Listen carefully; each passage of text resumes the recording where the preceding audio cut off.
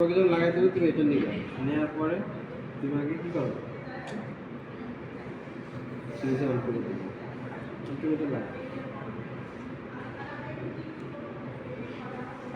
ঠিক আছে, প্রথমে তো তোমাকে একটু ডেসক্রাইব করতে হবে।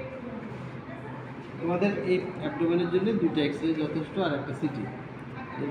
তোমার চেয়ার নিয়ে বসবো না, চেয়ার নিয়ে বসলে তোমাদের সমস্যা দেখা যায় না, তো ওরা তোমার থেকে হাইট বেশি।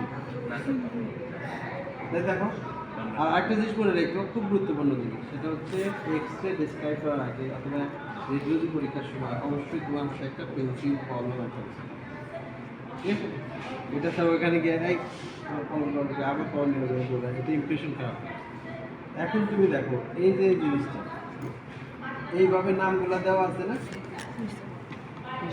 তুমি যদি এটা এইভাবে করো, দেখো আর ফুটটা উল্টা গেলো, আর মানে কি রাইট রাইট সাইড, হ্যাঁ এগুলো উল্টা হয়ে গেছে, তাহলে এগুলো তো একটু খেয়াল করতে হবে। এখন একটা এক্সরে, ধরো এই একটা এক্সরে, এই একটা এক্সরে থেকে এগুলো তোমাদের জাস্ট জানার জন্য, এগুলো পরীক্ষায় তোমাদের জন্য না, একটা এক্সরে থেকে আমি কত কিছু জানতে পারি। যেমন একটা হচ্ছে কোন জায়গার এক্সরে, দুই নম্বর হচ্ছে কোন ভিউ, ভিউ আছে anterior posterior, posterior anterior, lateral view, OM view, occipitomental, বিভিন্ন রকমের ভিউ আছে, কিন্তু ইউজুয়ালি আমাদের পেটেরটা যেটা আমরা করি অ্যান্টেরিয়র পোস্টেরিয়র। ঠিক আছে, বুকের ক্ষেত্রে আমরা করি পোস্টেরিয়র অ্যান্টেরিয়র।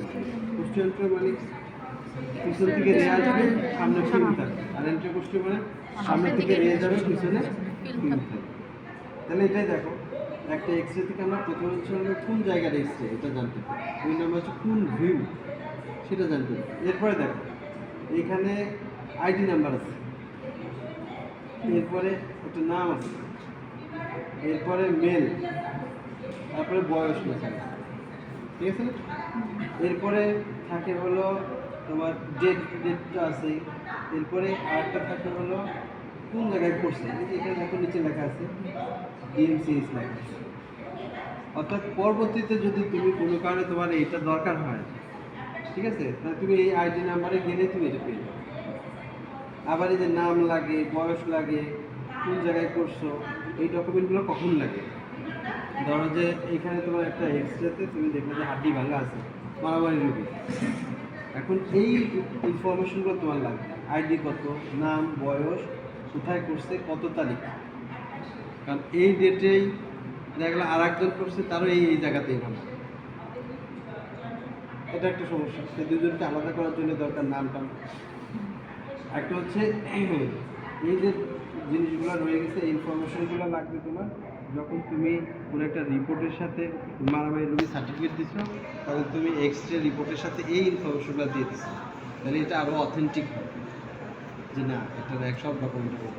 কোর্ট যদি কোনো সময় চায় যে ওনারা নিজেরাই এটা বের করবেন, ওনারা সরাসরি গিয়ে ওই ক্লিনিক বা হাসপাতালের কাছে চাইলেই ওনারাও বের করে দিতে পারবে। ঠিক আছে, এটা বড় রকমের একটা ডকুমেন্ট। আচ্ছা, ওগুলো তোমাদের জন্য জাস্ট বলার জন্য বললাম যে এগুলো লাগবে, একটা এক্সরে থেকে আমরা এগুলো বুঝি।